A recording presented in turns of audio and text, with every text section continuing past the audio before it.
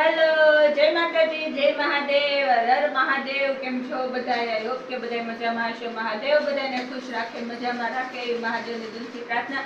અને મારા નવા વિડીયોમાં તમારું બધાનું હાર્દિક સ્વાગત છે. અને આજે આપણે બનાવવાનું છે પનીર ટીકા મસાલા, મતલબ પનીરનું શાક.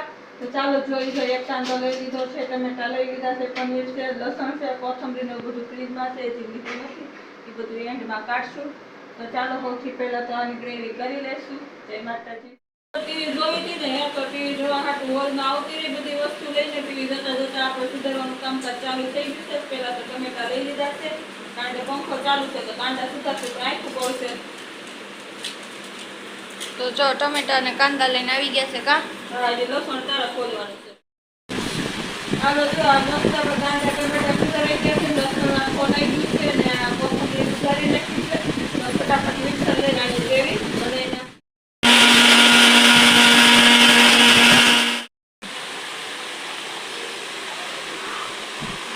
ટમેટા અને લસણ બે જેટલું ક્રશ કરી નાખ્યું છે. મસ્ત આપણી ગ્રેવી ટમેટાની થઈ ગઈ છે અને કાંદાની થઈ ગઈ છે.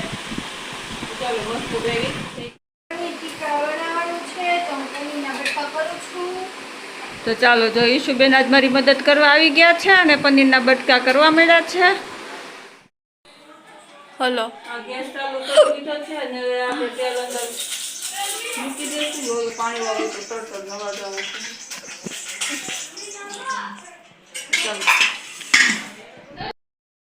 યાદ કરે મને કઈ વાંધો નહીં, તો કર્યા કરે. હાલો તો આપણે હિંગ તેલ ગરમ થઈ ગયું છે તો આપણે જે હિંગ નાખી દીધી છે સરસથી.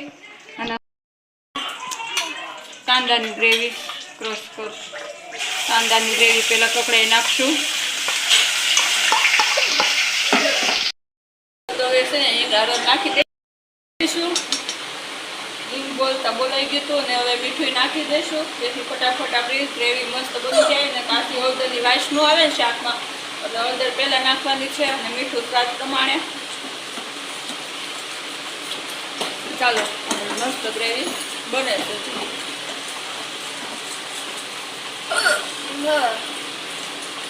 આવી રીતે 5 મિનિટ એને છે ને કકડવા દઈશું. ચાલો 5 મિનિટ થઈ ગઈ છે અને આપણી મગ ગ્રેવી કકડી ગઈ છે. તો સરસ કકડી ગઈ છે. તો હવે આપણે અંદર ટમેટાની ગ્રેવી અંદર એડ કરી દઈશું.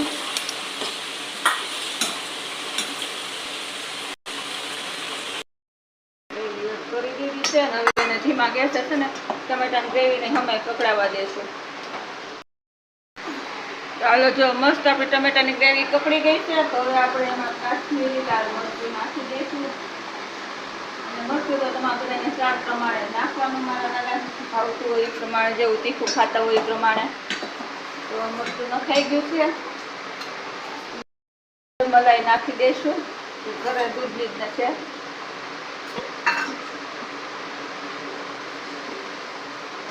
તો આ આપણી મસ્ત પનીર ટીકા મસાલાની ગ્રેવી તૈયાર થઈ ગઈ છે.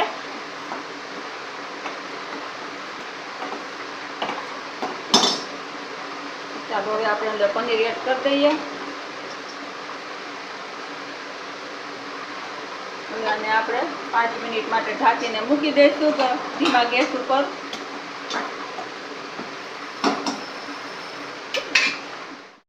શાકને તળવાની છે ત્યાં સુધીમાં છે ને પનીર ટીકા મસાલાનું આપણે પાણી બનાવી નાખશું. તો જો આ પનીર ટીકા મસાલા લઈ લીધું છે મેં. આપણે પાવડર તે જેવો જ લઈશું.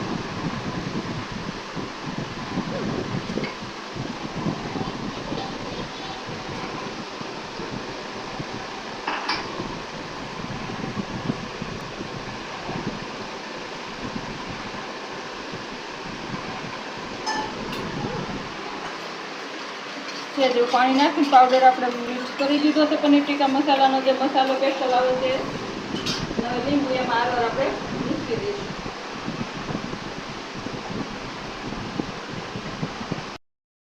આપણું સરસ ચડી ગયું છે. 5 મિનિટ થઈ ગઈ છે. તમે જોઈ શકો છો શાક પણ આપણું મસ્ત ચડી ગયું છે. તો આજે આપણે પાણીમાં મસાલો બનાવીને તૈયાર રાખ્યો છે પનીર ટીકા શાકનો સ્પેશિયલ. હવે આપણે ઉપરથી એડ કરી દઈશું અને હવે આપણે 2-3 મિનિટ માટે હલાવશું એટલે આપણું શાક છે રેડી. તો હું તમારા વાલા આવી રીતે પનીર ટીકાનું શાક બનાવું છું. તમે કેવી રીતે બનાવો છો જરા કમેન્ટમાં કહેજો. કોથમીર આપણે ઉપરથી નાખી તો કરવા જાય ને કોથમીર ભાવે ન ભાવે. શકો છો મસ્ત આપણું પનીર ટીકા મસાલા શાક બનીને તૈયાર થઈ ગયું છે અને કલર સરસ આવી ગયો છે અને જો હવે મસ્ત ખતખતવા લાગ્યું છે. તો ચાલો હવે ગેસ બંધ કરી દઈએ. તો આપણું શાક બનીને તૈયાર છે. તો રાતના ડિનરમાં આપણું શાક મસ્ત તૈયાર થઈ ગયું છે. સોરી વાળુમાં આપણે પનીર ટીકાનું શાક બની ગયું છે. ચાલો બધા જમવા. બસ આની સાથે આપણે પરોઠા બનાવશું. જમવા બેસી ત્યારે મળીશું. જો જમવા બેસી ગયા છીએ તો ચાલો બધા જમવા વાળું કરવા. તો જો મસ્ત આપણું શાક છે, રોટલી છે ને સાઈડ છે.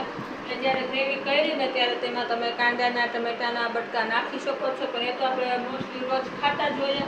તો આજે મેં નથી નાખ્યું કારણ કે મને નથી ભાવતું, છોકરાઓને નથી ભાવતું. ખાલી ગ્રેવી ને પનીર જ ખાવા જોઈએ બધાને. તો બસ આજ માટે એટલું હતું. જય માતાજી, જય મહાદેવ, હર મહાદેવ. વિડીયો પસંદ આવે તો પ્લીઝ લાઈક શેર સબસ્ક્રાઈબ કરી દેજો અને ફરીથી મળીશું કાલે નવા વિડીયોમાં નવી આઈટમ સાથે. તો ત્યાં સુધી બાય. અને આજે સન્ડે છે તો બધાને હેપી સન્ડે. એડવાન્સમાં બધાને હેપી મંડે. બાય.